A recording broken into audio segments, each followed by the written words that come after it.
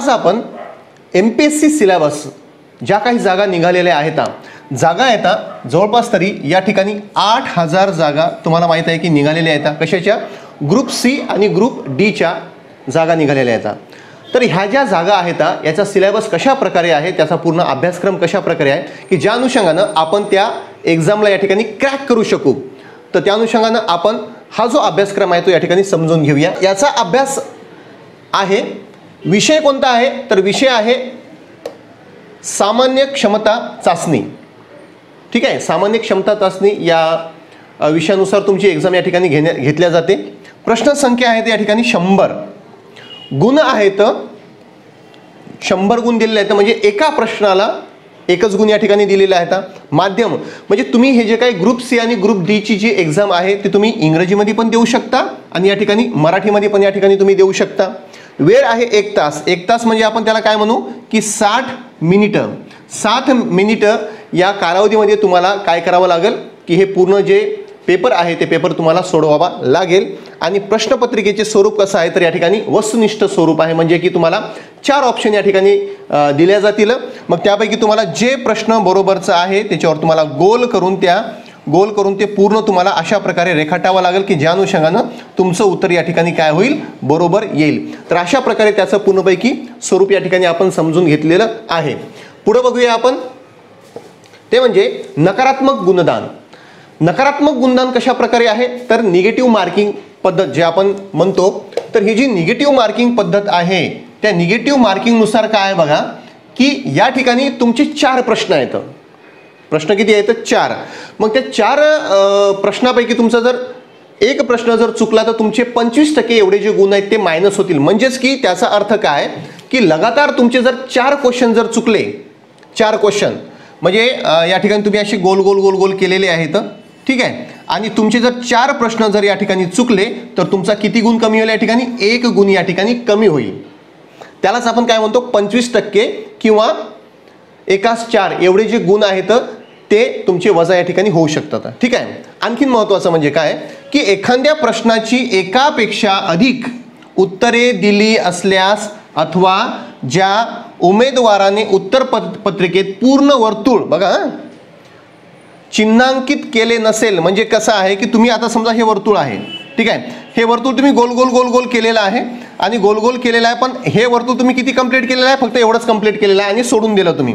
याचे गुण ग्राह्य धरल्या जात नाहीत आणि नसेल अशा प्रश्नाचे उत्तर चुकीचे समजल्या जातील. म्हणजे या प्रश्नाचे जे तुम्ही सोडवलेलं आहे हे तुम्हाला चुकीचं असं समजलं जाईल. लक्षात घ्या. म्हणजे हा तुमचा प्रश्न आहे ते बाद झाले, त्यासाठी काय करा लक्षात घ्या, गोल आहे ते बरोबर करा. आणि गोल करण्याची पद्धत असते, हे जे तुम्ही गोल असते ना तर गोल करताना काय करावं लागते, बाहेरून आपण ऑलरेडी काय केलेलं आहे या ठिकाणी, आता हे गोल आहे तर गोल करताना हे समजा गोल आहे तर आपण काय करायचं, बाहेरून आतमध्ये आणायचं. लक्षात घ्या, हे बाहेरून आतमध्ये आतमध्ये आणल्यामुळे काय आहे लक्षात घ्या की आपण काय करू शकू की हे जे गोल आहे ते एक चांगल्या प्रकारे व्यवस्थितपणे असं आपल्याला करू शकू. हे असं जर असलं तर तुमचं काय समजलं या ठिकाणी चुकीचं समजणे. लक्षात घ्या, तर हे गोल जे आहे ना ते तुम्हाला पूर्ण असं चिन्हांकित केलं तरच तुम्हाला त्या प्रश्नाचं उत्तर या ठिकाणी बरोबर समजल्या जाईल, अन्यथा ते चुकीचं समजल्या जाईल. ठीक आहे, आणि त्यासाठी पण किती 1/4 किंवा 25% एवढे गुण या ठिकाणी वजा केल्या जातील. असं त्याचं काय या ठिकाणी स्वरूप आहे. आणखीन महत्त्वाचं बघूया, एखाद्या प्रश्नाचे उत्तर अनुत्तरित असेल तर अशा प्रकरणी नकारात्मक गुणांची पद्धत लागू असणार नाही. तुम्ही जर एखादा प्रश्न तसाच जर सोडून जर दिला तर तो सोडवला नाही तर अशा प्रश्नाचं जे काही गुण आहे ते गुण या ठिकाणी कापल्या जाणार नाही. तर अशा प्रकारचं पूर्ण याचं काय स्वरूप आहे या एक्झामचं. आता पूर्ण अभ्यासक्रम या ठिकाणी आपण समजून घेऊया. अभ्यासक्रम काय या ठिकाणी, अर्थव्यवस्था. जी अर्थव्यवस्था आहे आपली त्या इकॉनॉमिक्सचा या ठिकाणी अभ्यास आहे. तर आपल्याला याच्यामध्ये काय काय या ठिकाणी लक्षात ठेवावं लागेल ते म्हणजे आपलं जे काही राष्ट्रीय उत्पन्न किती आहे ते, GDP, त्यानंतर शेतीविषयक कामं, कृषीचे वगैरे जे काही वेगवेगळे जे काही प्रोडक्ट असतात त्या माध्यमातून सरकारला काय जेवढा पैसा येतो तो या ठिकाणी लक्षात ठेवावा लागेल. त्यानंतर उद्योग, कोणते कोणते उद्योग महाराष्ट्रामध्ये आहेत, कोणते कोणते उद्योग या ठिकाणी भारतामध्ये आहेत ते. परकीय व्यापार, आपण अमेरिकेसोबत, जपानसोबत किंवा इतर देशासोबत जे काही व्यापार करतो त्याविषयी आपल्याला माहिती पाहिजे. बँकिंग व्यवस्था, कोणती बँक केव्हा निर्माण झाली, कशी आहे, रिझर्व्ह बँक झालं किंवा SBI झालं, याची माहिती. लोकसंख्या, दर 10 वर्षांनी लोकसंख्येची वाढ होते ते आपल्याला माहिती पाहिजेत. दारिद्र्य आणि बेरोजगारी, बेरोजगारी पण या ठिकाणी मोठ्या प्रमाणामध्ये वाढत आहे. मुद्रा आणि त्यानंतर राजकोषीय नीती इत्यादी. हा पूर्ण जो सिलेबस आहे तो कशाचा या ठिकाणी अर्थशास्त्राचा आहे. आणखीनही जो काही वर्षाचा अर्थसंकल्प सादर करतात राज्याचा आणि कोणाचा, केंद्र सरकारचा, तोही आपल्याला या ठिकाणी माहिती पाहिजेत. लेखा परीक्षण इत्यादी, म्हणजे पूर्ण बजेट कितीचं आहे, पूर्ण भारताचं उत्पादन किती आहे, याविषयी जे महत्त्वाचं भारतीय अर्थव्यवस्था हा सिलेबस या ठिकाणी दिलेला आहे. त्यानंतर चालू घडामोडी. चालू घडामोडीसाठी तुम्हाला रोजचा पेपर वाचावा लागेल. आयत्या पिठावर रांगोळ्या जे ओढतात म्हणतात तर तसं करू नका. तुम्ही काय करा, रोजचा पेपर वाचत जा आणि तुम्हाला जे चालू घडामोडी विचारतील ते केव्हाचे विचारतील, ते म्हणजे 2 महिन्याच्या अगोदरचा, किंवा एक लक्षात घ्या तुमची एक्झाम आहे एप्रिलला, तर तुम्ही मार्चच्या अगोदरची चालू घडामोडी पूर्णपैकी वाचून घ्यायला पाहिजेत. एप्रिल तुम्हाला सहसा तरी विचारणार नाही, तर त्याच्या अगोदरची म्हणजे तुम्हाला जवळपास 1 वर्ष मागं जावं लागेल. तर ते पूर्ण चालू घडामोडी. मग चालू घडामोडी कुठली कुठली, तर जगातली, भारताची आणि यानंतर कुठलं तर महाराष्ट्राची पण तुम्हाला चालू घडामोडी माहिती पाहिजे. म्हणजे जसं की जो कुस्तीमध्ये कोणतं पदक मिळवलं, त्यानंतर आपला व्यापार कशा प्रकारचा आहे, क्रिकेट संदर्भात, वेगवेगळे पुरस्कार संदर्भात, पद्म पुरस्कार, या सगळ्यांची माहिती तुम्हाला या ठिकाणी गरजेची आहे. तर हा एकूण अशा प्रकारचा सिलेबस आहे. पुढे बघूया आपण. इतिहास, आधुनिक भारताचा, विशेषतः महाराष्ट्राचा इतिहास. आधुनिक भारताचा इतिहास, आधुनिक भारताचा इतिहास केव्हापासून सुरू झाला, तो सुरू झाला 1510 सालापासून. यावर थोड्या बहुत प्रमाणामध्ये प्रश्न विचारतील. 1510 सालापासून ते कुठपर्यंत, 1947 सालापर्यंत. थोडा बहुत भाग हा गोवा मुक्ती संग्रामचा पण येऊ शकते, 1961 सालाचा. ठीक आहे. तर आपल्याला जास्तीत जास्त कशाचा अभ्यास करायचा, तर गव्हर्नर जनरल, 1857चा उठाव, गव्हर्नर जनरलनी काय काय काम केलेले आहे त्या ठिकाणी, राष्ट्रीय काँग्रेस, त्यानंतर मोर्लेमेंटो कायदा, मॉन्टेग्यू चेम्सफोर्ड कायदा, गांधी युग, जहाल काळ आणि मवाळ कालखंड. तर याचा विशेष करून आपल्याला अभ्यास करावा लागेल. आणि आणखीन महत्त्वाची गोष्ट की या आधुनिक भारताच्या इतिहासामध्ये महाराष्ट्राला खूप महत्त्वाचं स्थान असल्या कारणामुळं महाराष्ट्रामधली संघटना, महाराष्ट्रामधलं सामाजिक काम, महाराष्ट्रामधील जे काही वेगवेगळ्या राजकीय संघटना निर्माण झालेल्या आहेत, ते अशा वेगवेगळ्या महाराष्ट्राच्या संदर्भासह आपल्याला भारताचा या ठिकाणी महत्त्वाचा अभ्यास करावा लागेल. ठीक आहे. भूगोलचं बघूया आपण. भूगोल काय आहे ते, तर महाराष्ट्राच्या भूगोलाच्या विशेष अभ्यासासह आपल्याला भारताचा आता अभ्यास करावा लागेल. भारतातले डोंगर झालं, भारतातली माती झाली, भारतामध्ये क्षेत्रफळ किती आहे ते, त्यानंतर भारतामध्ये पिकं वगैरे समथिंग सगळ्या गोष्टी आपल्याला माहिती पाहिजेत. जसं की पुढच्या भागामध्ये दिलेलं आहे, तर पृथ्वीचा अभ्यास या ठिकाणी गरजेचा आहे. पृथ्वीचा अभ्यास. त्यानंतर जगातील विभाग आपल्याला गरजेचे आहे. हवामान, अक्षांश आणि रेखांश. जी आपली पृथ्वी असते त्याच्यामध्ये उभ्या रेषा आणि आडव्या रेषा, याला अक्षांश आणि रेखांश जे आपण म्हणतो, याचा अभ्यास आपल्याला गरजेचा आहे. महाराष्ट्रातील जमिनीचे प्रकार, आपला महाराष्ट्र आहे, मग महाराष्ट्रामध्ये आपल्याला जे काही वेगवेगळ्या प्रकारच्या ज्या काही जमिनी आढळतात, म्हणजे विदर्भामध्ये, मराठवाड्यामध्ये, पश्चिम महाराष्ट्रामध्ये, कोकणामध्ये जांभी मृदा, काळी मृदा, त्यानंतर तांबडी मृदा, कोकणामधली कशा प्रकारची असते ते, त्यानंतर समुद्रकाठची जी काही मृदा आहे, या ठिकाणी फळं कोणती येतात, पिकं कोणती येतं, पर्जन्यमान काय आहे, तर पर्जन्यमान असो, प्रमुख पिके असो, शहरे, नद्या आणि उद्योगधंदे, या सर्व बाबीचा जो काही अभ्यास आहे तो आपल्याला या ठिकाणी भूगोल या विषयामध्ये आपल्याला करावा लागेल. आणि त्यासाठी सांगितल्याप्रमाणे 5वी ते 10वीची जी काही पुस्तके आहेत यामधून आपल्याला चांगल्या प्रकारे अभ्यास होईल. आणि शक्यतोवर ही जी पुस्तकं आहेत ते तुम्ही जुने घ्यायचा या ठिकाणी प्रयत्न करा. वळूया पुढील विषयाकडे. आता पुढचा जो विषय आहे तो राज्यशास्त्र आहे. तर राज्यशास्त्रामध्ये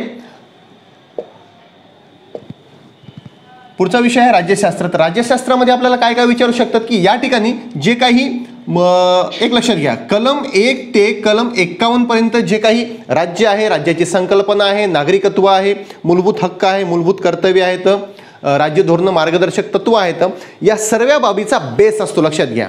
तर याच्यावरच आपल्याला जास्त प्रमाणामध्ये या ठिकाणी विचारतील.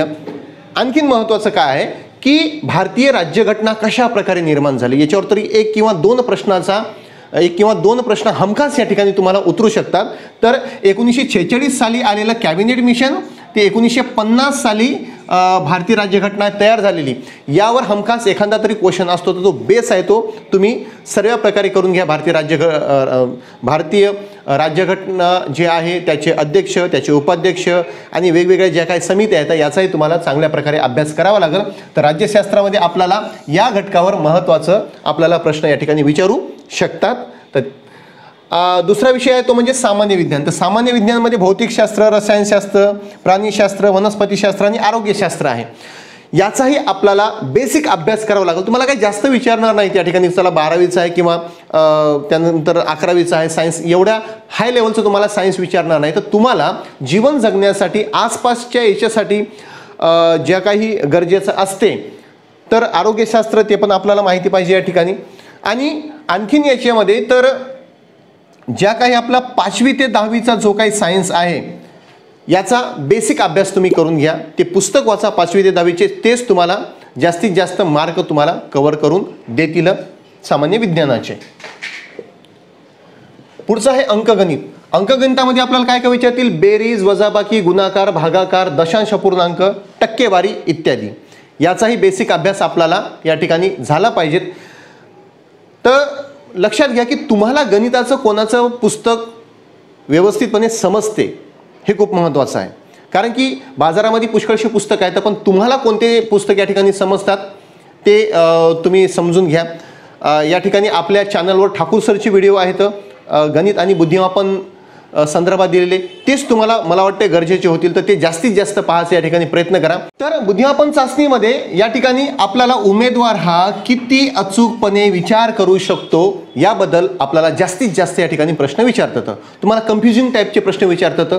त्यासाठी घड्याळावरचे प्रश्न तुम्ही माहिती करून घ्या, नातेसंबंधावरचे प्रश्न माहिती करून घ्या, कालमापनास बद्दलचे, आणि त्यानंतर उत्तरेकडे दक्षिणेकडे जे काही दिशादर्शक जे काही प्रश्न असतात हे तुम्ही या ठिकाणी जाणून घ्या. ABCD ए पासून झेड पर्यंत जे अंक असतात 1 2 3 4 5 6 किंवा 26 पर्यंत अंक हे तुम्ही तोंडपाठ या ठिकाणी करून घ्या. तर तुम्हाला जास्तीत जास्त या प्रश्नामध्ये कन्फ्युजिंग करण्याचा प्रयत्न या ठिकाणी केला जातो. त्यासाठी तुम्हाला युनिव्हर्सल अकॅडमीचे जे काही बेसिक व्हिडिओ आहेत ते पण तुम्हाला या ठिकाणी कामी पडू शकतं. चॅनलमध्ये तुम्ही जाऊन या ठिकाणी पाहू शकता, ठाकूर सरचे व्हिडिओ आहेत दिले या ठिकाणी. आणि पुस्तक जर म्हटलं तर माझ्या हिशोबानं अनिल अंकलगीचं पुस्तक एकदम बेस्ट आहे यासाठी. किंवा तुम्हाला जे योग्य पुस्तक वाटेल ते पण तुम्ही या ठिकाणी रेफर करू शकता. 5वीची 8वीची जे काही स्कॉलरशिपची पुस्तकं आहेत ते पण चांगल्या प्रकारे तुम्ही या ठिकाणी रेफर करू शकता. तर अशा प्रकारचा हा सिलेबस आहे. आता मी जरी तुम्हाला सिलेबस सांगितला असेल की बेसिक तुम्हाला सांगितलं होतं मी पुष्कळ वेळेस की 8वी ते 10वीचा, पण याची जी लेवल आहे ती कशा प्रकारची आहे तर पदवी लेवलची तुम्हाला अभ्यास करावा लागेल. लक्षात घ्या, राज्यशास्त्राचे प्रश्न, इतिहासासंदर्भातले प्रश्न, भूगोलचे किंवा इतरही जे काही प्रश्न आहेत याचा बेसिक तुम्हाला बेस जो आहे तो 50% तुम्हाला 10वीपर्यंतच्या सिलेबसला भेटेल. पण तुम्हाला बाकीची जी काही स्टडी आहे ते तुम्हाला वास्ट करावं लागेल थोडीशी. आणि बदलत्या स्वरूपानुसार आता जे काही प्रश्न आहेत ते प्रश्न अवघड स्वरूपाचे तुम्हाला विचारले जातील. त्यासाठी तुम्हाला जास्तीत जास्त रिव्हिजनची गरज आहे. जास्तीत जास्त MCQ म्हणजे की बहुपर्यायी प्रश्नाचं या ठिकाणी जास्तीत जास्त उजळणी या ठिकाणी करून घ्या. हिम्मत हरू नका. चांगली मन आहे ती अशी आहे बघा की ये भी बदल जाएगा. तुम्ही आता ज्या परिस्थितीमध्ये आहात ती परिस्थिती पूर्णपैकी बदलेल. त्यासाठी स्वतःवर आत्मविश्वासाची गरज आहे. स्वतः तुम्ही तशा प्रकारचं धाडस करा. आणि शेवटी तुम्ही कोणाशी तुम्ही कंपेअर स्वतःला करू नका. अभ्यास करा. पूर्व परीक्षेपर्यंत तुम्हाला फक्त टार्गेट अभ्यास राहिला पाहिजेत आणि त्या अनुषंगाने जास्तीत जास्त त्या एक मार्गाने तुम्हाला या ठिकाणी चालायला पाहिजेत. तर बेस्ट ऑफ लक. इतर व्हिडिओज घेऊन मी लवकरच येईल. धन्यवाद.